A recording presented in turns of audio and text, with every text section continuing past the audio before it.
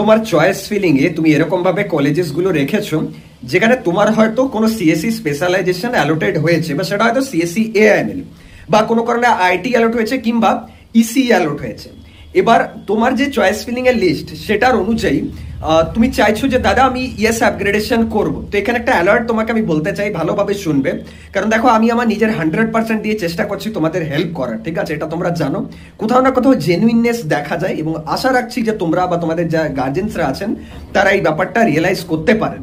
দেখো, ব্যাপার হচ্ছে যে যদি তুমি আইটি কিংবা সিএসসি এআইএমএল বা ইসি পেয়েছো, এবার তার উপরে যতগুলো চয়েসেস আছে সেখানে কোনো একটা অড স্পেশালাইজেশন বা কোনো লো সিএসসি স্পেশালাইজেশন বা কোনো ইলেকট্রিক্যাল আছে, তাহলে কিন্তু একটু ভেবে চিন্তে এস আপগ্রেডেশন করবে।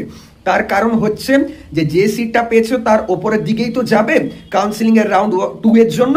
তো সেখানে বাই চান্স যদি কোনো একটা লো স্পেশালাইজেশন চলে এলো, ধরো কলেজটা একটু বেটার পেলে, সাপোজ ধরো তুমি এখন পেয়েছো এনএসসিসির আইটি, তুমি পেয়েছো নারুলার ইসি, তুমি পেয়েছো এওটির সাপোজ সিএসবিএস যেটা হয়তো ফেমাস, তো সেই জায়গায় ওপরে হয়তো আছে দেখা গেল টেকনোমেনের সিএসসি আইওটি, হয়তো ওপরে আছে এনএসসিসির CSC suppose like cyber security আর শুধুমাত্র এআইডিএস এরকম কোনো ব্রাঞ্চ, তখন কিন্তু ওটাই চলে আসবে রাউন্ড 2 এ।